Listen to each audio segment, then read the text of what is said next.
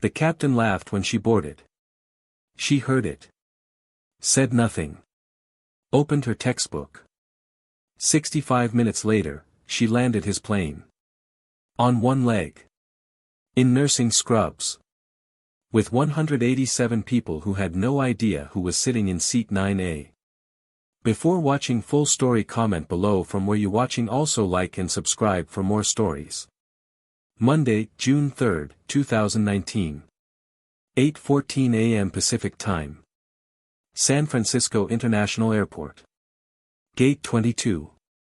The morning was the kind of perfect that San Francisco only offers twice a year. The fog had burned off early. The bay was visible from the terminal windows, silver and still, and the light was coming through at exactly the angle that makes everything look like it was designed to be beautiful. Maya Torres did not notice any of this. She was running late. Not dramatically late. Not the kind of late that makes you miss flights. Just the kind of late that makes everything slightly harder than it needs to be.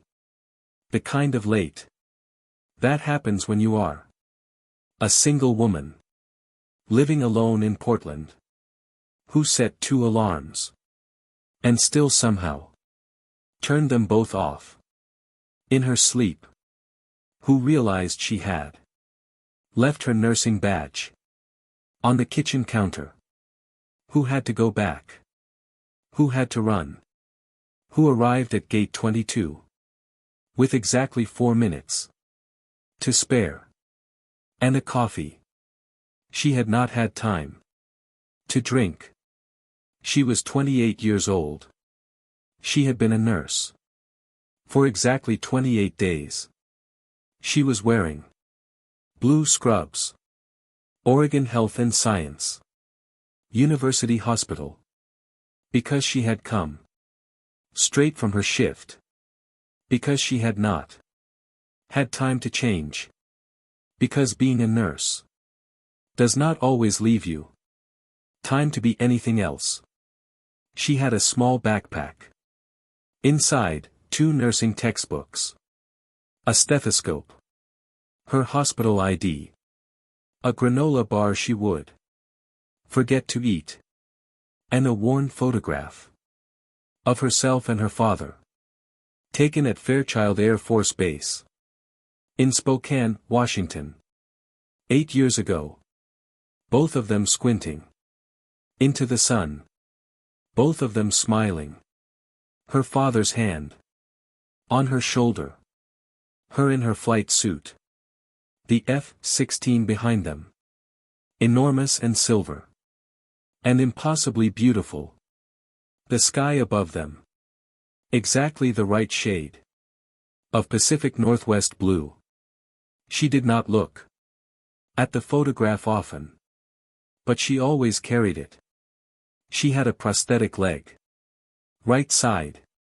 Below the knee. She had worn one for 3 years. She had stopped noticing it after about 6 weeks. Most days she forgot it was there. She did not forget today. Because Captain Robert Mitchell, veteran Southwest Airlines pilot, 22 years of service. A man who had flown more than 11,000 hours. Who had landed in every weather condition the American continent could produce. Who had a perfect safety record. Who wore his 4 stripes with the quiet confidence of someone who had earned every one. Was standing at the open cockpit door, doing pre-flight checks, when Maya walked down the jetway, and he saw her. The prosthetic, the scrubs, the nursing badge, the backpack, the coffee she was still trying to drink while boarding.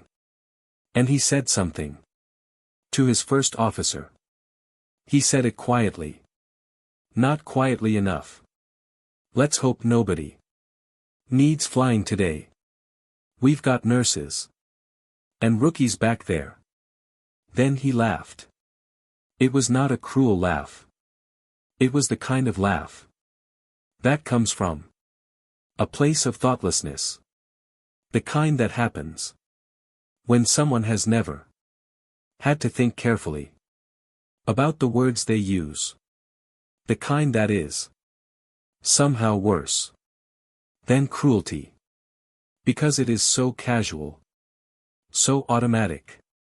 So completely unaware of the weight it carries. His first officer did not laugh. Maya heard it. She stopped. 1 second. Exactly 1 second. She looked at the cockpit door. She looked at the captain, who had not seen her, who was already turning back to his instruments. Then she looked at the granola bar in her hand, at her nursing badge, at the gate agent, who was waiting for her boarding pass. She said nothing. She handed over her boarding pass. She found seat 9A. She put her backpack in the overhead bin. She sat down. She opened her textbook. She did not read it. She looked out the window. At the runway. At the sky beyond. At the particular blue that she had spent 7 years learning to move through. And she thought about what it means to be seen only as what you appear to be, and nothing more. Then she put the thought away. She was good at that. She had practiced it for 3 years. The plane pushed back. The engines came to life. Maya Torres felt it in her bones, the way she always felt it. The deep vibration that most passengers notice only as noise, that she had always felt as something closer to a heartbeat. She closed her eyes. She thought, I used to fly these things. Then she thought, I fly different things now. Then the plane lifted into the San Francisco morning. And Maya Torres opened her nursing textbook. And 187 people settled in for what they expected to be an ordinary flight to Seattle. Nothing about that Monday would be ordinary. This is the part that was not on her nursing badge. Maya Torres had graduated from the United States Air Force Academy in 2013. She had been third in her class. She had wanted to fly since she was 7. Since her father took her to an airshow in Boise, Idaho. Since she watched an F-16 do a vertical climb so fast and so clean that the sky seemed to part for it. And she turned to her father and said, I want to do that. And her father, who had never been in a military plane, who worked at a hardware store in Portland, who had never had any particular relationship with the sky, looked at his 7-year-old daughter and said, then do that.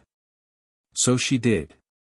She flew F-16 Fighting Falcons at Fairchild Air Force Base in Spokane, Washington. She logged 890 combat hours. She flew missions over Iraq and Syria that she was not allowed to talk about, and mostly did not want to. She was given a call sign that her squadron spent approximately 45 seconds choosing. Phoenix. Because in her second year, during a training exercise, that went wrong. In ways that nobody, in the debrief, could quite explain. Her aircraft sustained catastrophic damage to the hydraulic system. The right landing gear failed to deploy. The radio cut out. The primary flight controls became sluggish, then unresponsive, then responded only to inputs so precise and so sustained that most pilots would not have known to make them. She knew to make them. She brought the aircraft down on the runway at Fairchild, without radio, without landing gear on the right, in conditions that her commanding officer later described as incompatible with survival. She survived. The aircraft was reparable. The classified equipment on board, equipment that would have been a significant intelligence loss had it been destroyed, was intact. She had one injury. Her right leg, caught in the emergency bracing position that she had held for 6 minutes, was damaged beyond saving. Below the knee. Amputated. 3 days after the crash, she was told by 3 separate doctors that she would not fly again. She flew again. 8 months later. She had to argue. For every one of those months, she had to pass every medical evaluation. Twice. Once to convince them to let her take it, and once to pass it.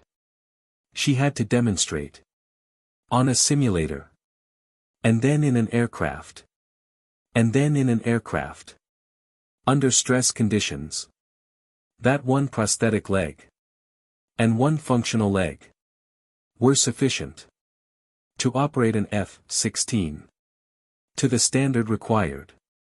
They were sufficient. She was more than sufficient. Her commanding officer wrote in her file, "There is no metric by which to measure what Maya Torres has demonstrated. She is simply the most determined pilot I have commanded." She flew for 2 more years. Then she left. Not because she had to. Because she chose to.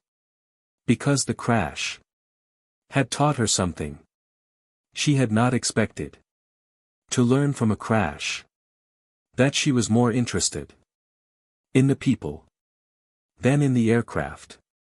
That when she had been in those 6 minutes in that cockpit, fighting a machine that was trying to fail, the thing that kept her focused was not the aircraft, was not the equipment, was not even her own survival, was the ground crew.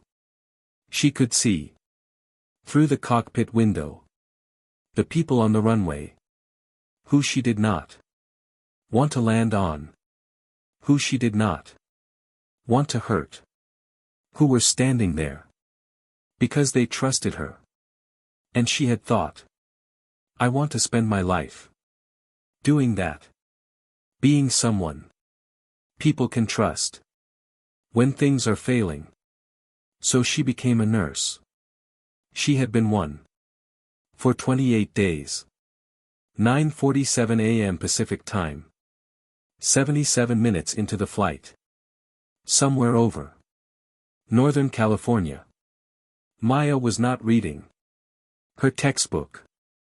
She had not been reading her textbook for the past 12 minutes. She had been listening. Not to anything specific. Just listening. The way she always listened. On aircraft. The way you cannot stop listening when you have spent 7 years learning. What an aircraft is supposed to sound like. When you know the difference between the sounds it makes at cruise altitude and the sounds it makes when something is subtly wrong. When your body has been trained to register those differences before your mind does. Something was wrong. She could not have told you what exactly. Not yet. Just wrong. The cockpit had been quiet for 2 minutes. It should not have been that quiet. There should have been radio check-ins, crew communication, the small administrative sounds of a cockpit being actively managed. There was nothing. She closed her textbook. 14 seconds later, the flight attendant, Jessica Park, came out of the galley at a pace that was not quite running. The pace of someone who is trying very hard not to run, and picked up the intercom. Her voice was steadier than it had any right to be. Ladies and gentlemen, this is your flight attendant Jessica. I need to ask. Is there anyone on board with aviation experience? Any pilots? Please come forward. This is urgent. Maya was already out of her seat. Not running. Not slow. Just moving. The way she had always moved. Toward the thing that needed her. Jessica saw her coming. And saw the prosthetic. And saw the scrubs. And saw the nursing badge. And opened her mouth. And then saw Maya's eyes. And closed it. She stepped aside. Later, Jessica would say, I don't know how to explain it. Except that she moved like someone who had done this before. Not this exactly. But something like this. Something that required everything she had. And she had everything. What had happened in the cockpit was this. Captain Robert Mitchell had suffered a stroke. Sudden. Without warning. Mid-sentence. He had been saying something to his first officer, Dana Park. And then he had not been saying anything. And then he had been unconscious. Slumped forward. Against the controls. Which Dana had immediately pulled away from. Which was the right response. But Dana was also not well. Because the oxygen sensor in the cockpit had been failing quietly for 11 minutes. And Dana was hypoxic. And hypoxia does not always announce itself. It creeps. It makes you slow and confused. It makes you feel almost all right. Right up until you are not all right at all. Dana Park was not all right. Maya entered the cockpit and assessed both of them in the time it takes most people to register that they are in a cockpit. Captain Mitchell. Unconscious. Stroke. Breathing. Pulse present but irregular. He needed a hospital. She could not give him one. She could keep him alive. Until she could. First Officer Park. Hypoxic. Confused. Hands on the controls. Doing more harm than good. Maya said. Dana. Look at me. Just look at me. Dana looked at her. I need you to let go of the yoke. Just open your hands.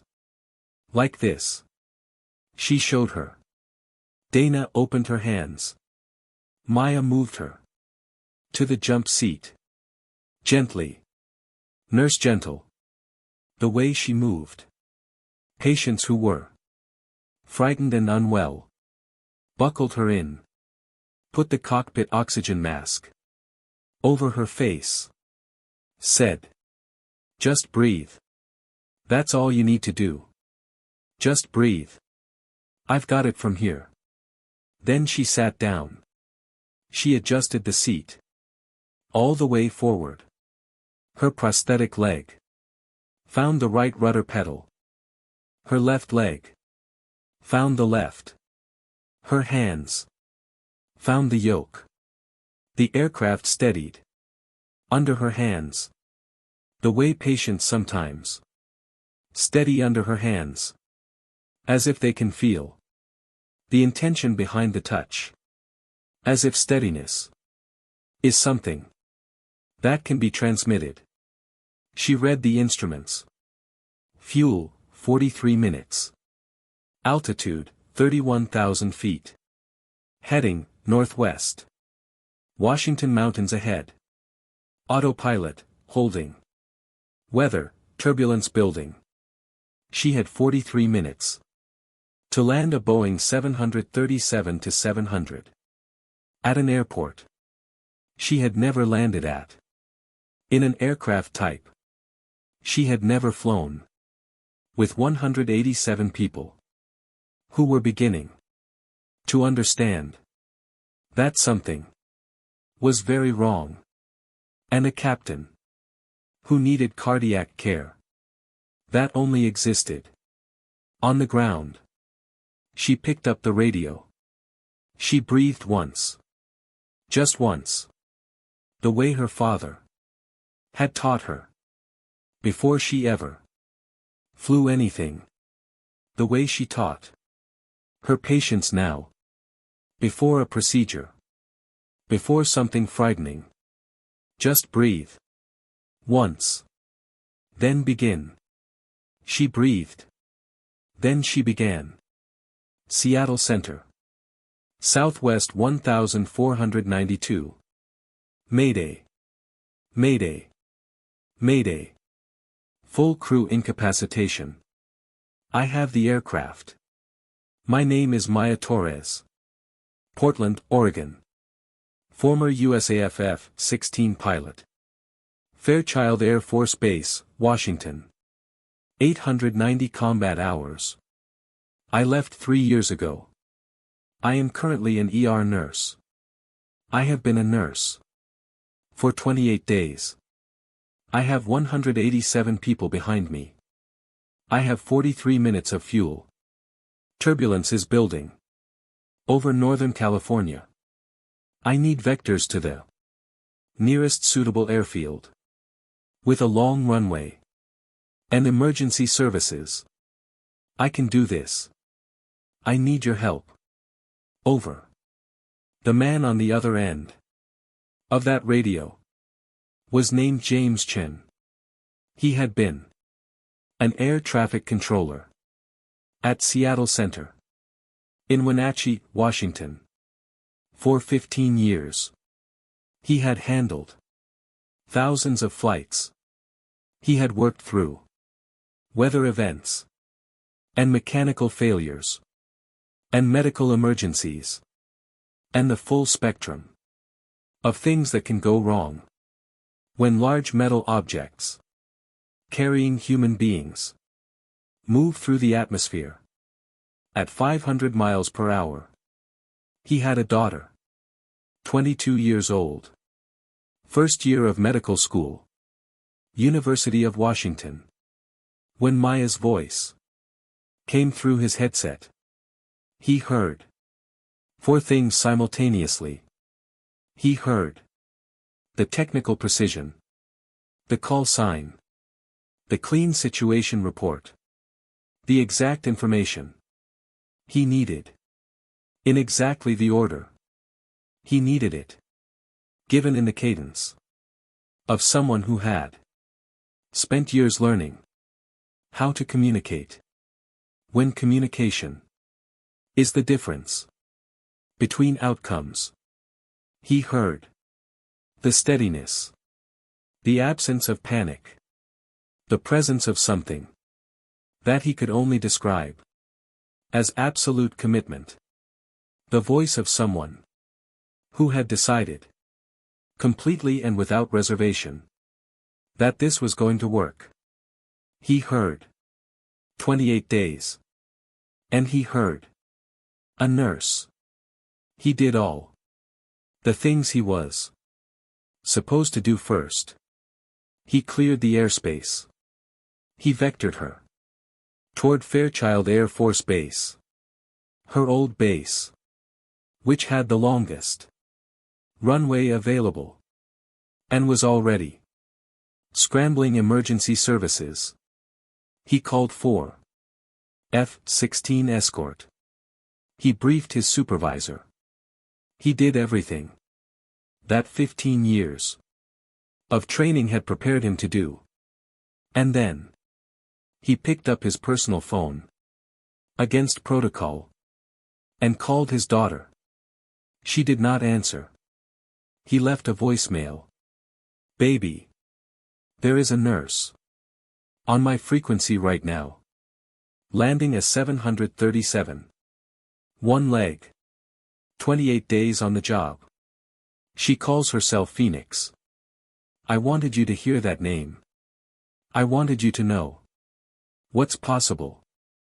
I love you. Go back to studying. His daughter posted the voicemail 3 days later. It received 8.4 million likes. She said in the caption, "My dad called me from work for the first time in 15 years. He was right. I needed to hear that name." James did not know about the voicemail or the 8.4 million likes until much later. He was busy. He was talking Maya through an approach to a runway she had never landed on, in an aircraft she had never flown. He was being the steadiest thing she could hold on to.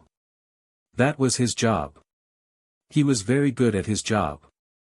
The F-16s from Fairchild reached Southwest 1492 at 10:04 a.m. The lead pilot was Captain Sarah Davis. She was 29 years old. She had been flying F-16s at Fairchild for 3 years. Every morning, when she walked into Hangar 4, she passed the Wall of Honor, a section of the hangar wall where the base kept photographs of pilots who had done something worth remembering. There was one photograph that always stopped her. She could not have explained why, exactly. It was a photo of an F-16 on a runway. The kind of photo that appears dramatic only when you understand what you are looking at. The landing gear on the right side was not deployed. The aircraft was resting at a slight angle. The kind of angle that should not be survivable.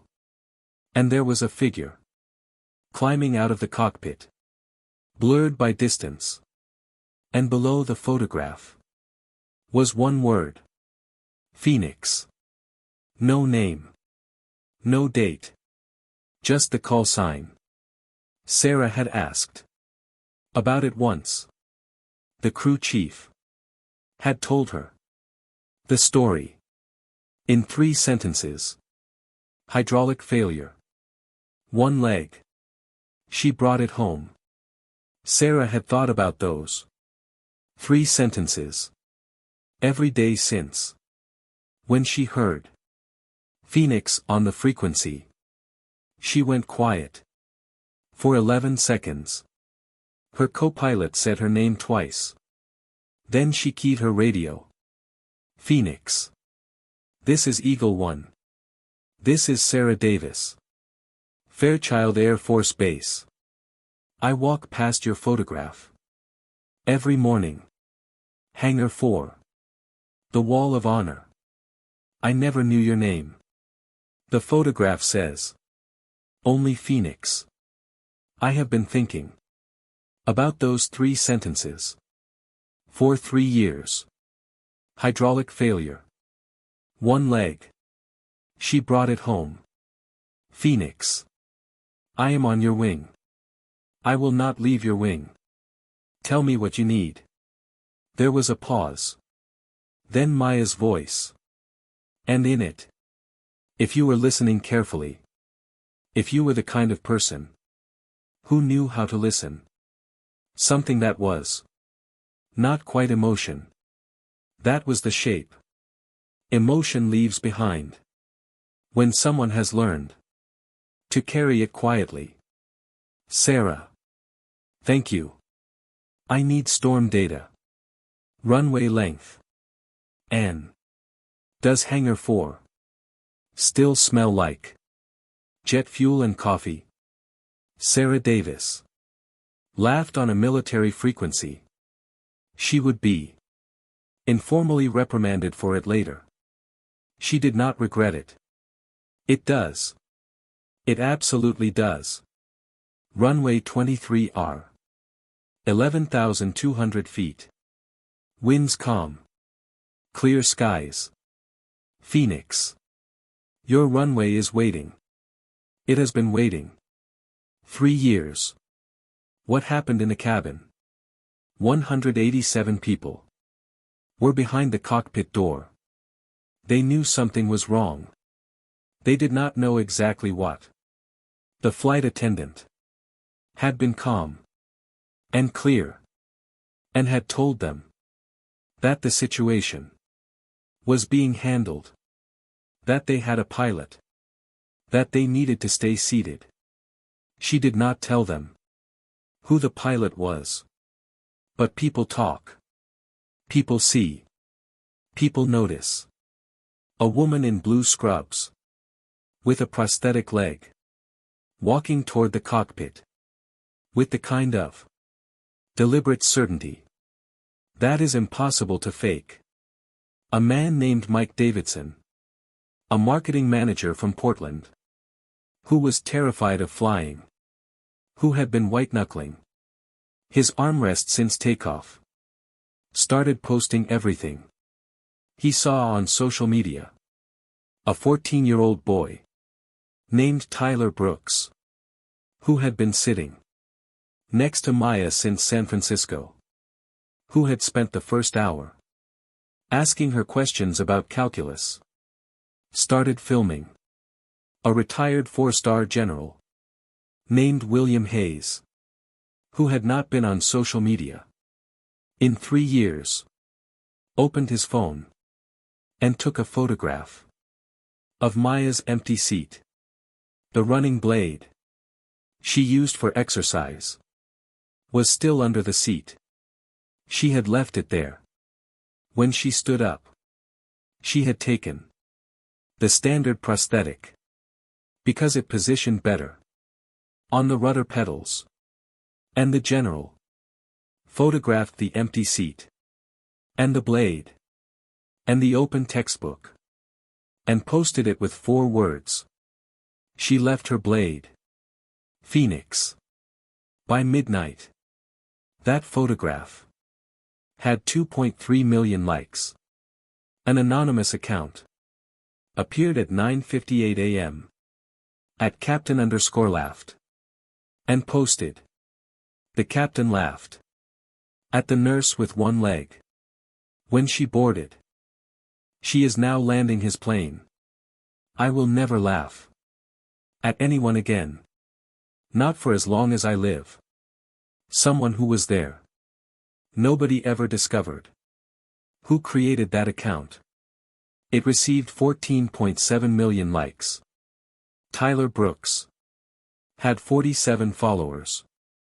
When he boarded in San Francisco, he had 2.1 million. By the time the plane landed, the video he posted of the wheels touching down 8 seconds. Just the runway. Rushing up. And then the sound. The sound of 187 people. Who had been holding their breath. Finding it again. All at once. Became one of the most watched videos in aviation history. He captioned it 2 words. She landed it. 10:41 a.m. Pacific Time.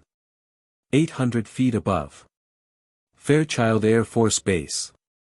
Maya Torres had 11,200 feet of runway below her.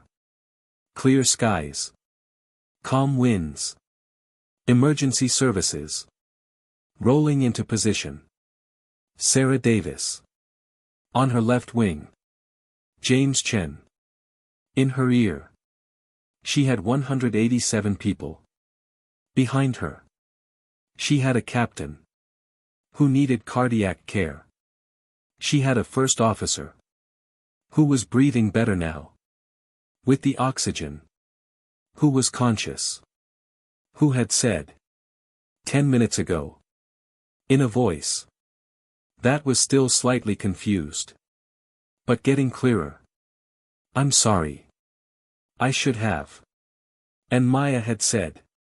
You're okay. Just breathe. I've got it. She had the wind shear. That hit at 700 feet.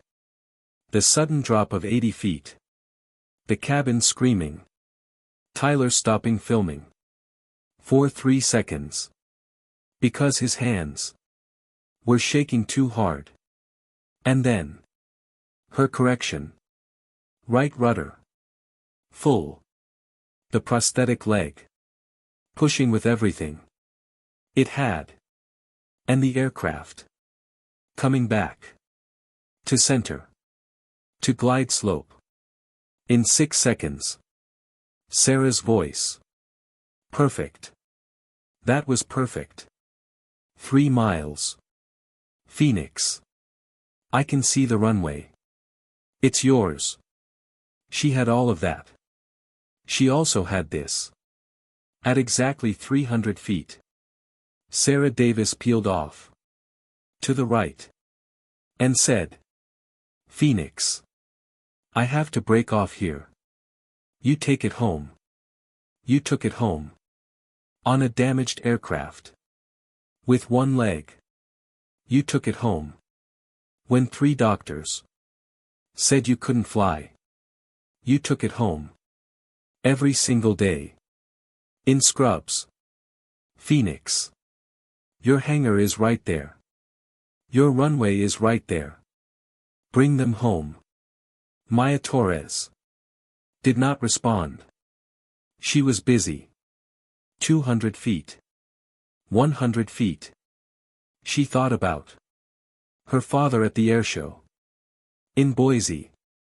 Her 7-year-old self. Watching the F-16 climb until it was a silver point in the blue sky. Saying, I want to do that. She thought about her first patient. 28 days ago. A man named Robert. Who had been frightened. Who she had held steady. And she had said. I've got you. You're okay. She thought about the captain's laugh. She thought about the 6 seconds. When the wind shear hit and she had pushed back. Harder. Because she always pushed back harder. Because that was the only thing she had ever known how to do. Push back. One more time. One more time. 50 feet. 20 feet. She thought about nothing at all. She was completely present. In the aircraft. In the moment. In the only thing that mattered right now. 10 feet. Then the wheels touched. Fairchild Air Force Base. Spokane, Washington. Monday, June 3, 2019. 10:52 a.m. Pacific Time. Smooth. Impossibly smooth. The way her landings had always been smooth. The way things are smooth when they are done with complete attention. When the person doing them has given everything they have to a single point in space and time. The plane slowed. Stopped. 8 seconds of silence. Then 187 people found their breath. Her final transmission. To Seattle Center. Seattle Center. Southwest 1492. On the ground. Fairchild Air Force Base. Spokane, Washington. Monday, June 3, 2019. 10:52 a.m. Pacific. 187 souls. All safe. Captain Mitchell. Needs immediate cardiac. First Officer Park. Needs hyperbaric oxygen. CO poisoning. I already briefed your medical team. Please confirm. They have the protocol. James. Your daughter is going to be a great doctor. Tell her that. From me. Over. James Chen. For the first and only time in 15 years. Covered his microphone. Turned to his colleague. And said. She briefed the medical team while she was flying the aircraft. 28 days as a nurse. One leg. She briefed the medical team while flying a Boeing 737. I need a moment. His colleague said. Take 2. Captain Robert Mitchell was discharged from Fairchild AFB Medical Center. 11 days later. He had had a stroke.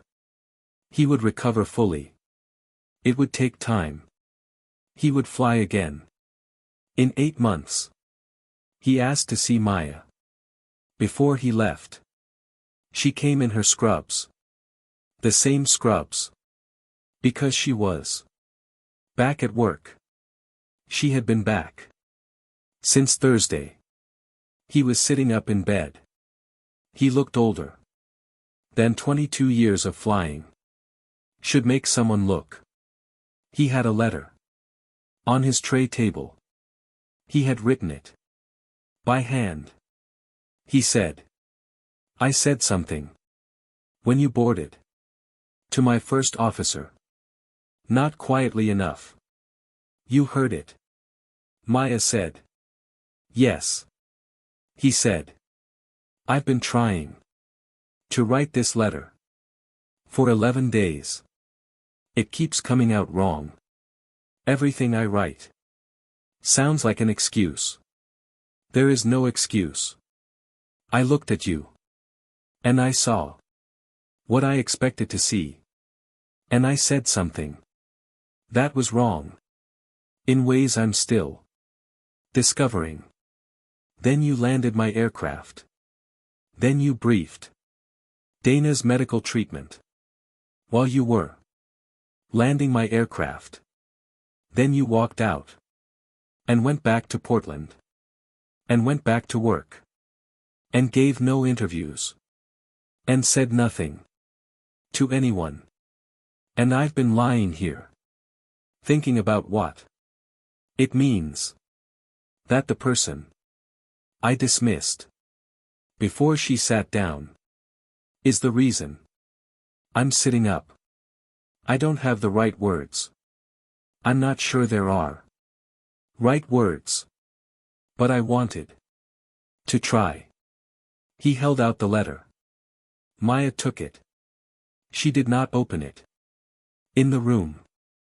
She put it in her backpack. Next to the photograph of her and her father. Next to the stethoscope. Next to the granola bar. She still had not eaten. She said. Captain Mitchell. I accepted your apology when I walked to the cockpit. Because the best answer to someone who doubts you is not anger. It is showing up. I showed up. That's all I did. That's all I ever do. She checked his chart. She made 2 notes. She told him his discharge medication and the follow-up schedule. She said, rest. Eat well. Come back in 6 months. So someone can look at that chart. She left. In the hallway. She stopped. Leaned against the wall. 1 second. Just one. She was tired. The kind of tired that lives under the ordinary tired. The kind you carry so long you forget it's there. Until something reminds you. She thought about the captain's laugh. She thought about what she had said. The best answer to someone who doubts you is showing up. She had believed that. For 3 years. She had built a whole second life on that belief. She still believed it. She opened her eyes. Straightened her nursing badge. Walked to the elevator. Pressed the button. For the 4th floor. She had patience. She had always had patience. She was Phoenix. She was a nurse. She was both. She was always both. 3 days after the landing. When the world was still looking for her. When 187 passengers had given interviews.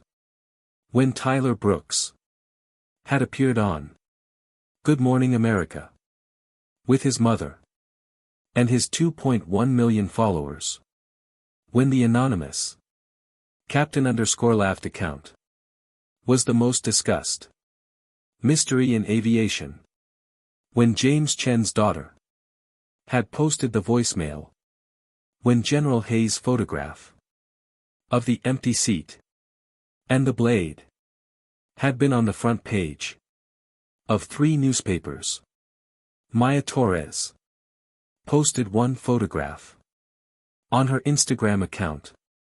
It was a photograph she had taken herself on the tarmac at Fairchild. Her hand resting on the nose of an F-16. Her nursing badge visible on her scrubs. Her prosthetic leg visible below the hem. And in the background, just visible, the wall of honor. The photograph of the landing. Phoenix. Both versions of herself in one frame. The caption read, 28 days as a nurse. 890 hours as a pilot. One leg. Monday, June 3, 2019. Brought 187 people home. Then briefed the medical team on CO poisoning treatment protocol. Because that's the job. Both jobs. Always both jobs. Someone laughed at me once. I heard it. I said nothing. I showed up instead. Phoenix rises. Every time. That's the whole point of being a phoenix. You rise. Whatever they take. Whatever you lose. Whatever they laugh at. You rise. Maya. Nurse. Pilot. Phoenix. Her account had 847 followers. Before she posted it, it had 31.4 million likes. By the end of the week, the most common comment left 847,000 times. In different variations, was some version of the same 3 words. She rose anyway. 6 months after the landing, Tyler Brooks turned in an essay for his freshman English class. The assignment was write about someone Who changed the way you see the world. He wrote about Maya. He did not write about the emergency. He did not write about the F-16s. Or the call sign. Or the landing. He wrote about the hour before. He wrote about a nurse in blue scrubs who sat next to him on a plane and helped him understand calculus. He wrote, "She told me that nobody hates calculus. They just haven't found the right application yet." She said the right application is physics. Forces. How things move through space. She told me she used to want to move very fast through very thin air. And that now she wanted to move different things. I asked what things. She said, people. Toward better. That's the whole job. I didn't understand what she meant until about 77 minutes later. The whole job is moving people toward better. She does that in scrubs. And she does it at 31,000 feet. And she does it when someone laughs at her. And she says nothing. And shows up anyway. The whole job is showing up. She showed me that. I have 2.1 million followers now. I still have her phone number in my contacts. I text her sometimes when I don't understand something. She always texts back. She's very busy. She's a great nurse. She told me so herself. I believe her. His teacher gave him an A. She also wrote one comment in the margin in red pen. This is the best thing you have ever written. Don't change a word. Mrs. Park. Tyler kept the essay. He kept everything. From that day. He kept the video of the wheels touching down. He kept the screenshot of his follower count jumping from 47 to 847,000 in 14 minutes. Most of all, he kept the memory of Maya Torres standing up in the middle of a flight that was going wrong, in blue scrubs, with a prosthetic leg and a nursing badge, and moving forward with the kind of certainty that does not come from having nothing to fear, but from having decided completely and without reservation that the fear was not the point. The people were the point. They were always the point. Phoenix rises every time. That's the whole point of being a phoenix. You rise. Whatever they take. Whatever you lose. Whatever they laugh at. You rise. The captain learned that. So did 187 strangers. So did a 14-year-old boy with 47 followers, who became 2.1 million before he landed. So did a controller who called his daughter from work for the first time in 15 years. So did a pilot who walked past a photograph every morning and never knew why she stopped. Maya Torres did not set out to teach anyone anything. She just showed up. She always just shows up. That is the whole job. It always was.